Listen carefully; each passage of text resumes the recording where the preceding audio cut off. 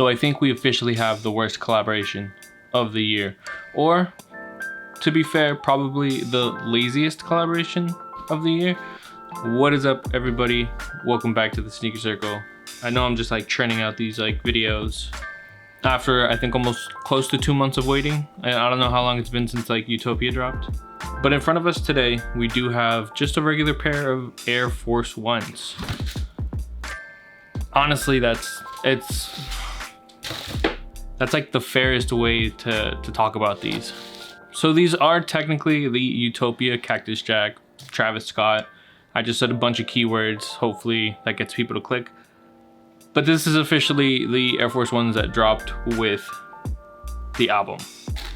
And I feel like this is gonna be a short video because there's not much to talk about, if I'm real with you. Cause like, this is insane. This is, people got duped, people got scammed. So wrapping paper, base model, box even, everything's just a basic Air Force One. Here, if you look at the box tag, you look up the SKU, it's just the regular SKU for Air Jordan 1. There's no Travis Scott, there's no Utopia, there's nothing besides a screen print stamp that kind of aligns itself with being a collaboration like that. So there's literally nothing worth looking at when it comes to the box, but the shoe itself, we can spend 20 minutes just looking at this Utopia logo. Look at that. Wow, crazy, amazing. All right, but real talk, these did release the same day as, or they pre-ordered the same day as Utopia dropped his latest album. I think I remember the text saying or showing that the logo itself was supposed to be like embroidered or embossed something, when realistically you could just take some acetone or like a light scrape and then the logo's gone. That's the review. Thank you guys for tuning in. All right, but no, for real. So release details, these retailed for $150, so they retailed a lot higher than regular Air Force Ones, but they did give you an option to buy the vinyl for an extra $5. For some reason, my vinyl didn't check out, because you know, initially you see a drop like this, you just check out as fast as you can. I'm like, all right, cool. Utopia Air Force Ones, I don't know the difference. You know what? Maybe the laces are a little bit off cream, but I swear that's the only difference. I mean, it's still better than just a stamp.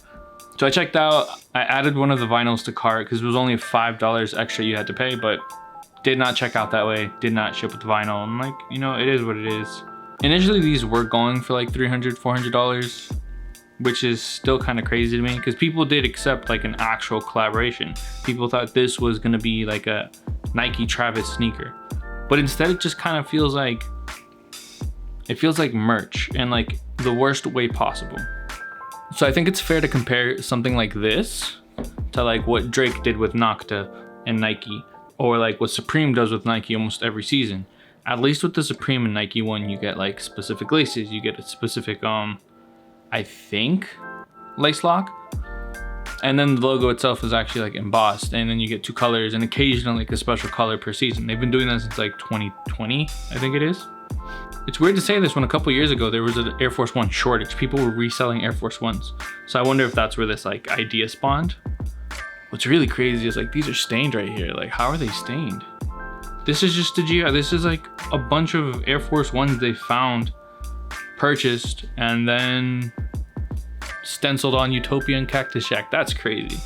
That is crazy. So like I was saying, $150, I think what, $50, $40 more than traditional. How much do Air Force Ones cost now? Like, are they 90 or are they 100? I think they're 90. So $60 over regular retail, and all you get is a stencil. Knowing the relationship, you know, Travis's brand has with Nike, I wouldn't be surprised if they just had like a bulk order of these and they were just stamping this on after the pre-order.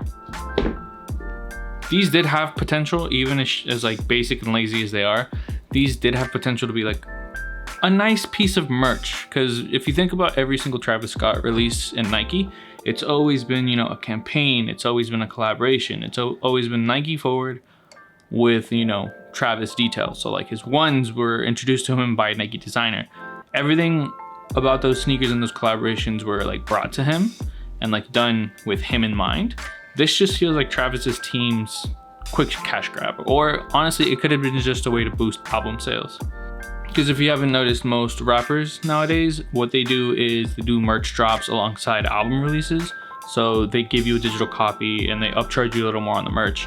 And now that merch sale contributes to an album sale.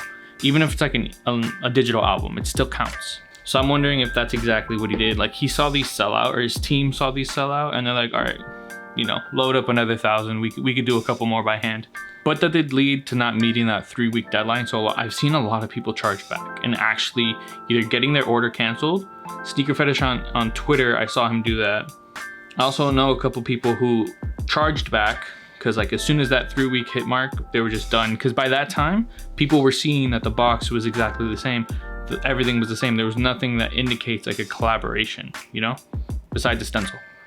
So a lot of people ended up getting pairs for free, essentially, because their credit card charged back and either the Cactus brand shipped and they just, you know, there's no turning back now, or they canceled it flat out and they didn't take an L. So I guess at least some people were able to cancel their orders. People who are getting their pairs in like these, I honestly think if this wasn't just a quick cash grab to boost album sales, another aspect that would have made these like really like a bit more meaningful, like to justify the laziness, is he has a tour coming up. So if he was able to team up with Nike, do the same exact thing, stencil in Utopia. If you look at the stencil, it's not even like fully formed. But stencil in Utopia, put in Cactus Jack, but make them available either through a sneakers drop at select tour dates or in the merch booth itself. That would have made these crazy to grab. I think Kanye did that on his last tour. He actually made some foam runners available. So if you were there early enough, you could get in line, grab a pair of foam runners, and then you were just good. Downside is you're at a concert with foam runners, and you just gotta be a little more weary. The plus side is you get foam runners for retail, and back then those were going for like hundreds of dollars. So you paid your ticket. Some people paid their tickets off that way. But I honestly think that's as much as I can say about this. I'm not gonna throw these on feet. I'm probably just gonna throw these in the back of the closet and forget they exist. Or honestly, since the channel's been kind of slow and haven't been posting as much, I might just give these away. Let me know what you guys want to do if you guys are interested in a giveaway on these. More than happy to entertain it, because at least these will go to someone who would want them. So this is where I'm gonna end this video. Again, no on feet. These are just going straight back in the box. And I'm gonna take this loss. It's fine. It's fine. It's fine. I'm still a little salty about the vinyl. The vinyl at least would have made me a little bit like more hype, but you know, it is what it is. I'm gonna see you guys in the next video. Hope this wasn't too long, and I will see you in the next one. Peace.